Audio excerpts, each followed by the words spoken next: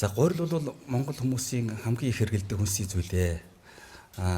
Өнгөрсөн жилийн хувьд бол хүн судач хөнгүүдэр яам бас засгийн бодлого бол нэг бодлого баримтсан. Энэ юу гэвэл дотоодын улаан буудайг борлуулалт дуусаагүй байхад гаднаас улаан буудаа оруулахыг бол хоригдсон.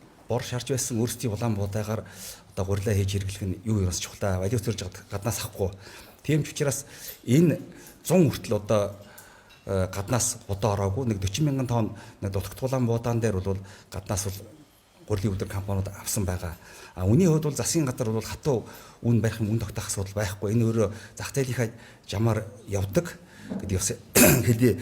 Гэтэ энэ жил ургацын хувьд бол өөрийгөө хангаа цаана илүү гарахар хэмжээний ургац авж байгаа болохоор үний хувьд бол эндээ зах зээлд эрэл нийлүүлэлтэйгээ одоо холбогдно.